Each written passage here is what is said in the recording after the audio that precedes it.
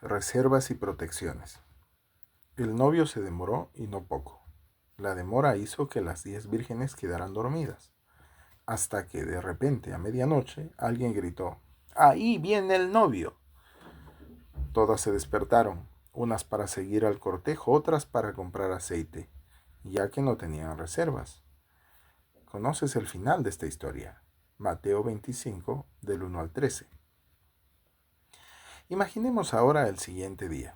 Esas 5 jóvenes de quienes Jesús dijo que eran insensatas, en el versículo 2, regresaron al pueblo a donde vivían. Allí se encontraron con algunos de los que sabían que ellas habían sido invitadas a un banquete nupcial. Todos quedaron sorprendidos por el hecho de que regresaran a casa tan pronto, dado que las fiestas de casamiento en aquel tiempo duraban días. Entonces, ellas se justificaron diciendo que el novio se había demorado. Un curioso, sin embargo, notó que el grupo estaba incompleto y lanzó una pregunta embarazosa. Si es así, ¿dónde están las otras 5 que fueron con ustedes? El novio se había demorado, sí, en definitiva. ¿Quién había sido el culpable de que ellas tuvieran que regresar temprano a sus casas? Bien, si la culpa hubiera sido del novio, las 10 se habrían perdido la fiesta. Sin embargo, 5 entraron y 5 quedaron afuera. Eso deja en claro que la demora del novio no fue lo que distinguió a un grupo del otro. Permíteme trasladar esta lección al ámbito financiero. Es un hecho que los eventos no siempre transcurren como imaginamos o planificamos. Los imprevistos suceden. Lo que interfiere en nuestra tranquilidad financiera no son necesariamente los imprevistos, sino nuestra manera de prepararnos o no para ellos. Las 5 vírgenes que pudieron participar del banquete fueron justamente aquellas que llevaron consigo el aceite de reserva. Por lo tanto, lo que distinguió a un grupo del otro fue la precaución que tuvieron unas y otras. Al elaborar nuestro presupuesto, necesitamos tener en claro que los días, meses y años sucesivos no serán exactamente como calculamos que serán. Por eso, necesitamos trabajar con un margen de error, un sobrante suficiente para acomodar algunos pares de dólares de más o de menos sin desordenar nuestras finanzas. Es como si en la parábola estuviéramos hablando de algunos pocos minutos de retraso del novio.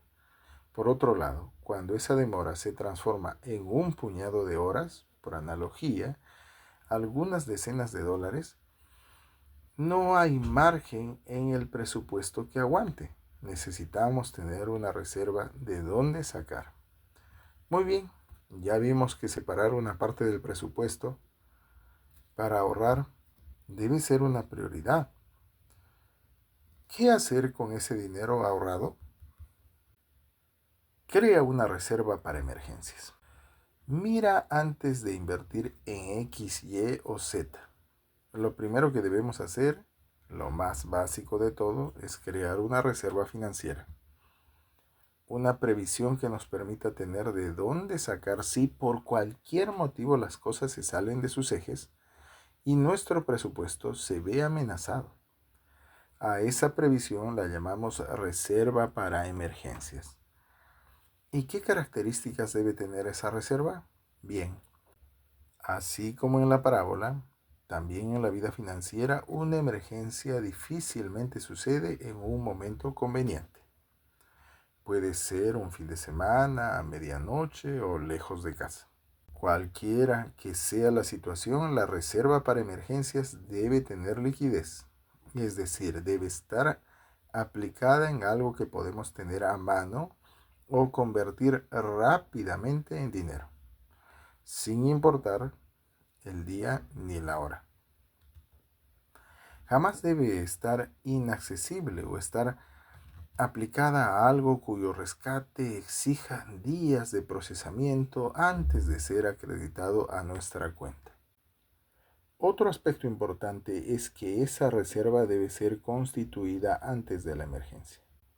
El cuerpo debe estar sujetado al cinturón de seguridad antes de que el auto choque. Aunque eso sea obvio, muchos parecen no darse cuenta de que los imprevistos le pueden suceder a cualquiera y en cualquier momento. No se anticipan y recién cuando la emergencia se instala se dan cuenta de cuán completamente vulnerables están. Esto no debe ser así. La reserva para emergencias es una protección necesaria y necesitamos incrementarla poco a poco, mes a mes, con una inversión segura, hasta que tengamos lo suficiente para costear nuestros gastos esenciales y honrar nuestros compromisos durante algún tiempo en el caso de que las cosas se salen de lo normal.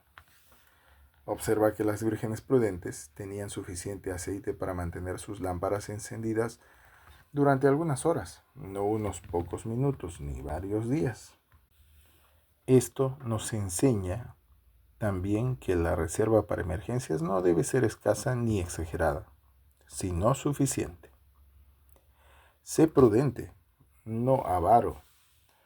En general, los profesionales de las finanzas aconsejan acumular una reserva para emergencias capaz de costear 6 meses de gastos.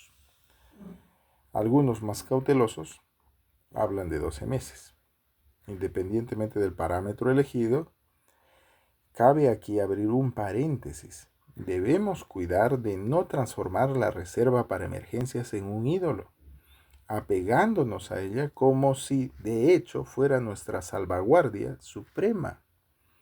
Supongamos, por ejemplo, que una comunidad sufre una inundación y varias familias pierden sus pertenencias, incluida la comida que tenían en sus despensas.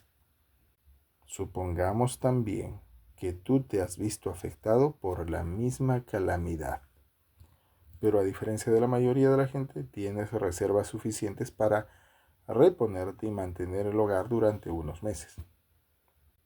En cambio, los vecinos y las personas cercanas a ti carecen de lo básico. ¿Qué hacer? ¿Actuar como las 5 vírgenes prudentes que se negaron a compartir su aceite con las insensatas, según Mateo 25:9? No. Recordemos que la parábola de las 10 vírgenes no habla de dinero. Estamos aquí haciendo tan solo una analogía. Mientras que es posible compartir el dinero, la preparación espiritual, el verdadero enfoque de la parábola, es exclusivo de cada uno y no puede ser compartida. La palabra del Señor nos ordena: no niegues el bien a quienes lo necesitan, si en tu mano está hacerlo. Proverbios 3:27. Esa orden, naturalmente, exige una aclaración a la luz de otros textos bíblicos. No podemos perder de vista, por ejemplo, la advertencia contenida en 1 de Timoteo 5:8. Aquellos que se niegan a cuidar de sus familiares, especialmente los de su propia casa, han negado la fe verdadera y son peores que los incrédulos. Por lo tanto, retener para sí una parte a fin de resguardar el sustento de la familia no puede interpretarse como demostración de egoísmo o incredulidad. De la misma manera, esforzarse para vivir una vida tranquila, financieramente equilibrada y sin depender de otros es la realidad que se espera ver en la vida de un cristiano. Primera de Tesalonicenses 4:11 y 12. Ser prudente, por lo tanto, es diferente de ser avaro. El prudente se anticipa al peligro y toma precauciones. Proverbios 22:3. El avaro, en cambio, rompe la frontera de la precaución y clava su bandera en el terreno de la idolatría. Colosenses 3:5. Jesús nos dice: tengan cuidado con toda clase de avaricia. La vida no se mide por cuánto tienen.